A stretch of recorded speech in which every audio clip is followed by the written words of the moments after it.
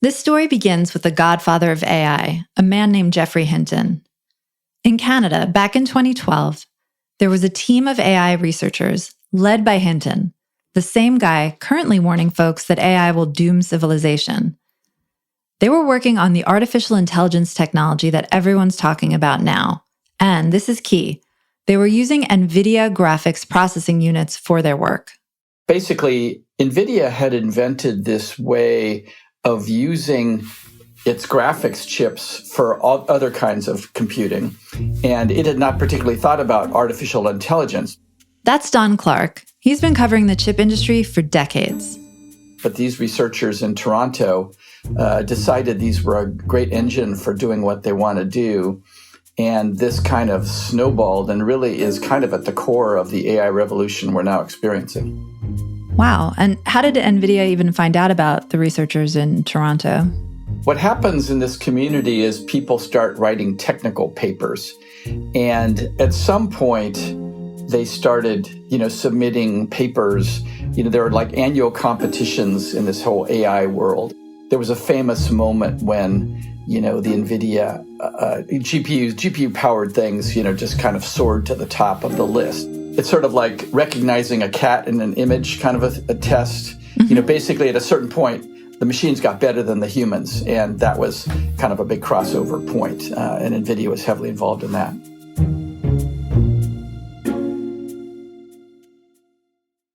At the time, NVIDIA was best known for their graphics cards in the video game world. But when word got to them that their cards were gaining traction for use in AI, light bulbs went off. They just leaned incredibly heavily into it. And they started doing just about everything you can imagine to make it easier to do the software on their machines. And then they just started adding more and more layers of software to make it much easier to do this work on their chips.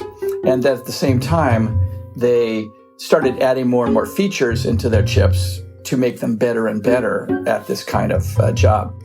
To run an AI system, you need a ton of computing power. And NVIDIA's GPUs, or graphics processors, have become the go-to source for that power. You see, NVIDIA dominates the market for GPUs. That's the tech at the heart of generative AI systems.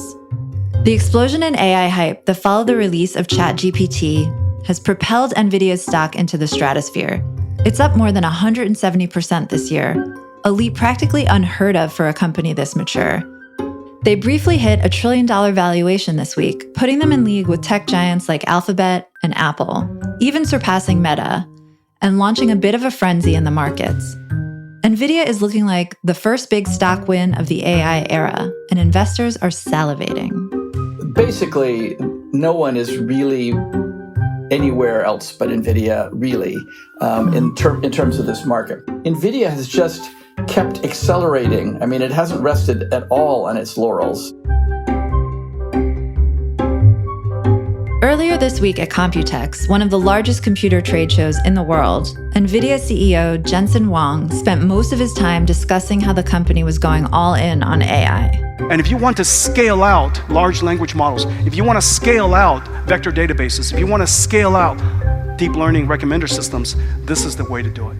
This is so easy to use. Plug this into your data center, and you can scale out AI. So today on the show, how NVIDIA rode the AI revolution, became the hottest chip maker in the world, and made the entire AI craze suddenly seem very real.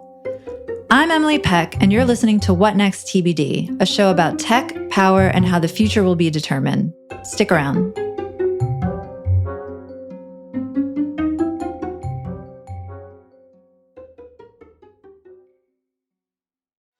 At the end of your first year, Discover credit cards automatically double all the cash back you've earned. That's right, everything you earned doubled. All the cash back from eating at your favorite soup dumpling restaurant doubled. All the cash back from that trip where you sort of learned to snowboard also doubled. And the best part, you don't have to do anything ridiculous to get it. Nope, Discover does it automatically. Seriously though, see terms and check it out for yourself at discover.com/match.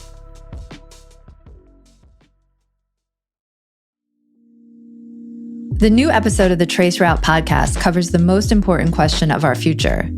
How do we prepare kids for jobs that don't exist?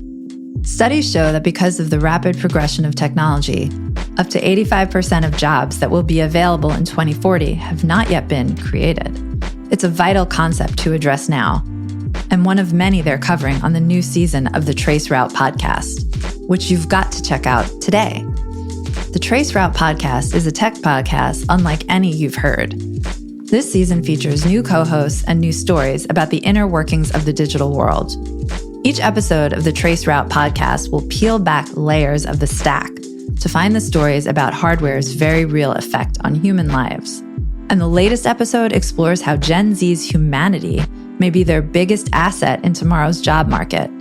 Listen and subscribe to the new season of the Traceroute podcast on Apple, Spotify, or wherever you get your podcasts. Check out the Traceroute podcast now.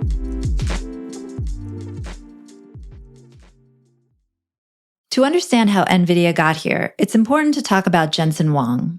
For those familiar, you're probably thinking of the leather jacket he's seemingly always wearing, similar to Steve Jobs' trademark turtleneck.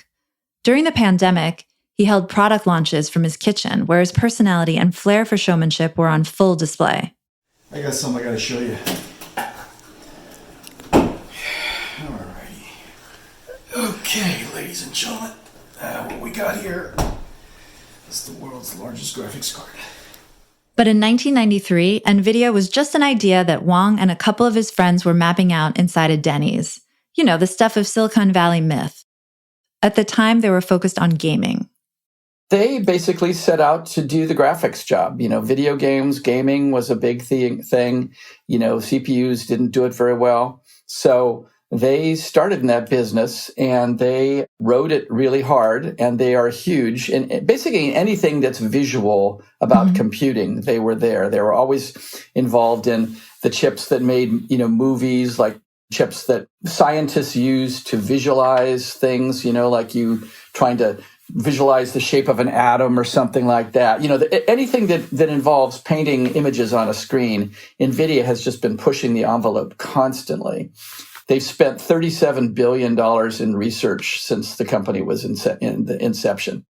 Is there something about Jensen that makes him at the forefront of this, or is making him take risks that others aren't? I mean, what I would say is, in generally speaking, when your CEO is very deep technically, those are the glory days of any company. When Bill Gates was running Microsoft, they were kicking ass. And Steve Jobs was running Apple, they were kicking ass. The great leaders who have really helped the industry, no engineer can snow them about, it's too complicated or we can't do it or whatever. Jensen is very, very deep technically. And he reads all the scientific literature. He talks to the scientists directly. He's always been very close to Elon Musk. He's always been very close to these, people. He'll have one of those GTC conferences and he'll be interviewing on stage Musk, or he'll be interviewing some real, some very, very deep AI scientists. And he really, he talks to those people constantly. And so he's just at the top of his game. This speech he just gave in Taiwan is just like, he went for 2 hours solid. He did not break. It was just going on and on. And it's kind of crazy. One of the good things about COVID for me was that it gave a time limit to him. They would schedule it and it would last that long. And he did it from his house. This thing, this past weekend was his first time performing before an audience in almost 4 years. So he was really reveling in it. And it was pretty interesting. That's a slow burn for a startup founder. I feel like they're usually young guys, mavericks, This is a company he was a young maverick in 1993. That was a long time ago, Don. Now he's turning 60. But he still gives off that energy. He's very on stage, sort of like Jobs in his turtleneck. He always has his leather jacket. He never changes his style. He's a great interview. He doesn't give a canned response. He really thinks about the question and answers it honestly. And he'll express an opinion about just about anything. And it's usually pretty interesting. Nvidia has long been considered one of the premier chip makers for video games. But that doesn't mean they were always successful. AMD, its rival in graphics chips, is all in on making the graphics chips that are used in the Xbox and the PlayStation and all that. And Nvidia had some experiences that kind of burned it. Those big order kind of deals aren't very profitable. In Jensen's commencement speech in Taiwan over the weekend, he talked about very early on they had to develop something for Sega, and then they realized right in the middle of the project that it wasn't the right thing to be doing. So they basically had to reverse out and stop the development, but ask Sega to give them the money anyway, which was kind of interesting. But the company would have gone out of business if it hadn't got this check from Sega, But there was another time when it was going to make chips for the Xbox, I believe, and it fell apart. They did have their issues in mobile. Another big reverse was they wanted to buy the big chip licensor ARM, the major chip, and that was going to be a huge deal, and basically regulators around the world blocked it. So that was a stumble. But I have the feeling that it was just as well for Nvidia that deal never happened.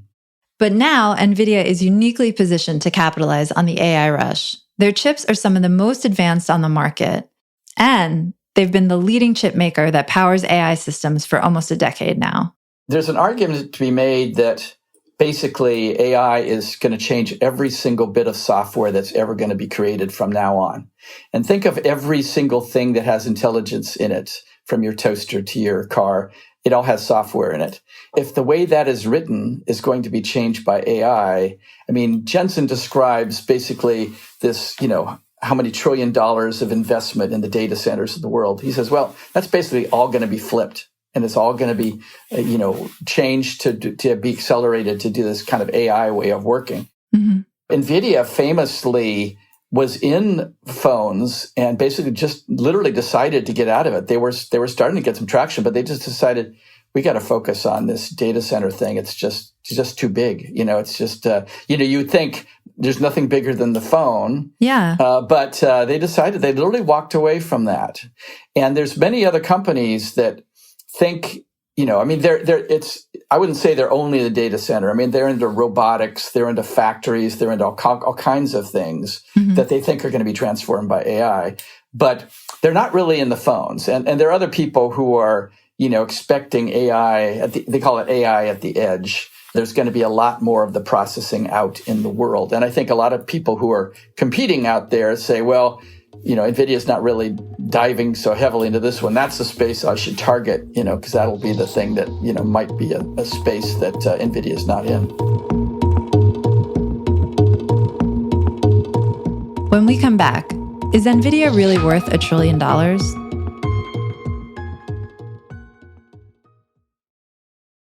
This isn't the first time that NVIDIA has seen immense growth on the back of new technology it powers. During the crypto boom, NVIDIA GPUs were highly sought after by crypto miners, even after its CTO said publicly that crypto, quote, does not bring anything useful to society. As crypto went gangbusters, NVIDIA's stock soared, only to crash back down to earth along with the crypto markets. Basically, crypto miners were competing with gamers for the same kind of GPUs used to power video games. And so the stock got this bubble. It was very hard to quantify because nobody quite knew how much of NVIDIA's numbers were reflected the crypto boom. And then they got hit when it all sort of unwound.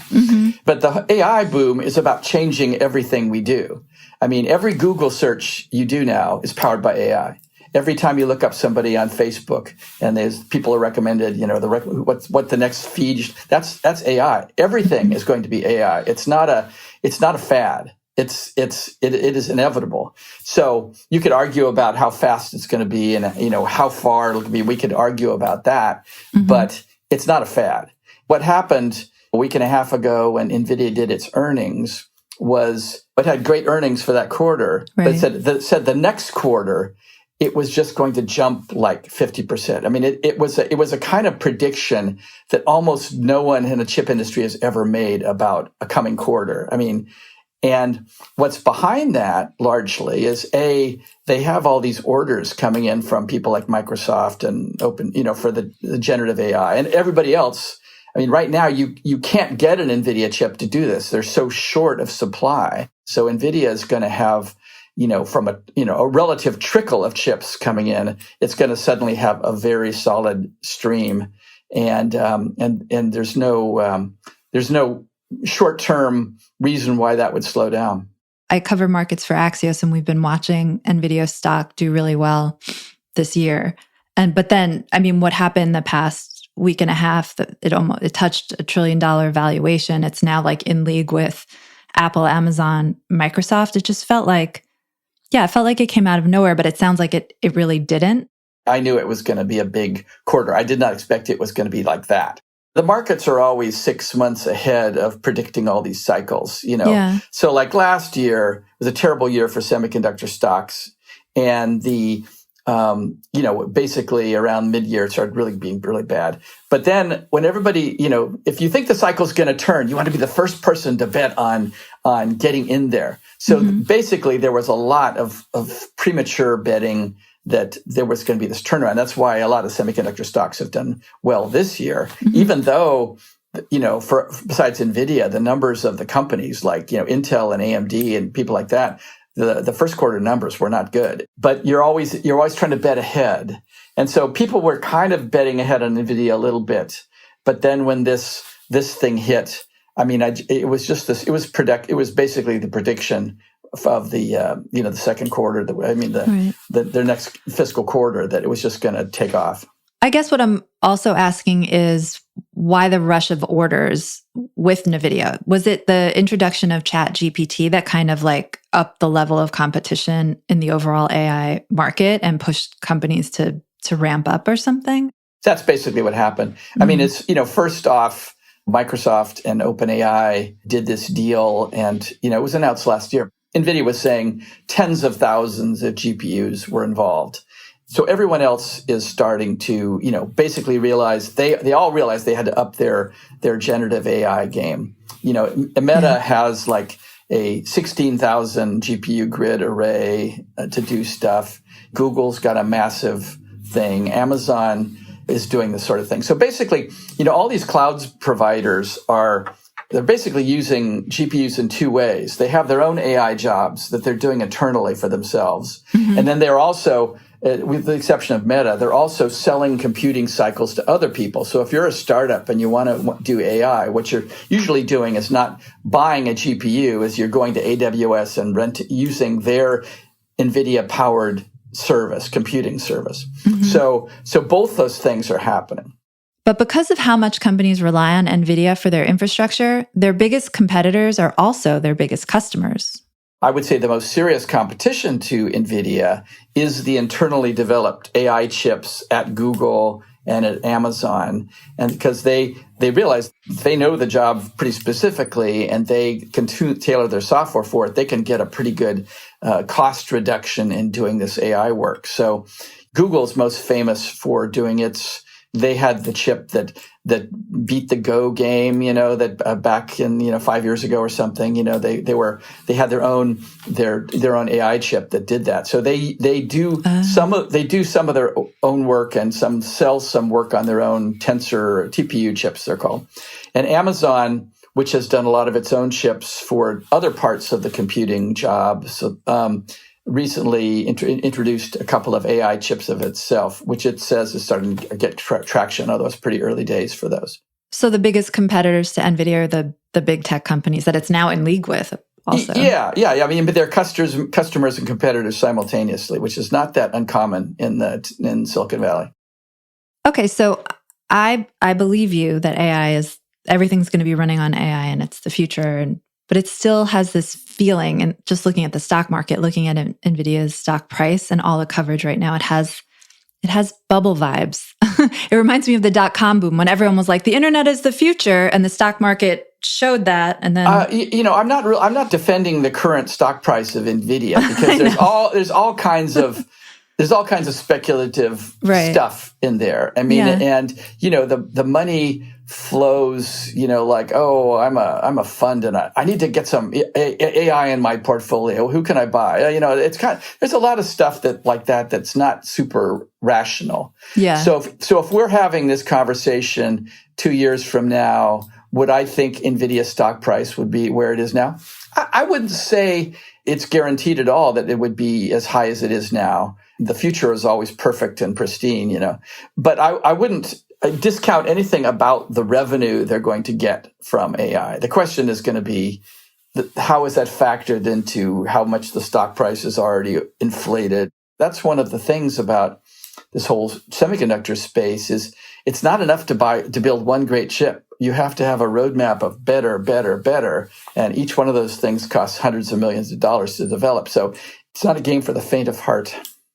But where the chip making is hard, Nvidia has made entry into the AI business relatively simple. People underestimate the software and they make it so easy, relatively speaking, to get into AI. Nvidia, they have like a university to teach people how to do stuff. They have their own supercomputers that sell cycles to other people. They sell reference designs for other server makers to make things. They have all these pre-trained AI models that they give you for specific jobs and specific industries. They have built up a huge software moat around their business. That's really smart. And then you create business for yourself. You make people expert in your thing. Yeah. I mean, they're getting, Bill Gates used to always talk about, we're a feedback loop. We talk to all these customers and they tell us what to make next. And it's very similar what Nvidia is doing. They talk to all the smartest AI guys constantly and they get told what to make next and they make that. Don, thank you so much for coming on. Great. Bye-bye. Don Clark covers the semiconductor industry. And that's it for our show today. What Next TBD is produced by Evan Campbell and Patrick Fort. Our show is edited by Jonathan Fisher. Alicia Montgomery is Vice President of Audio for Slate. TBD is part of the larger What Next family. TBD is also part of Future Tense, a partnership of Slate, Arizona State University, and New America. If you're a fan of the show, I have a request for you. Become a Slate Plus member. Just head on over to slate.com/whatnextplus to sign up. We'll be back next week with more episodes. I'm Emily Peck, filling in for Lizzie O'Leary, and you can find me every week on Slate Money, a podcast about business and finance. Thanks for listening.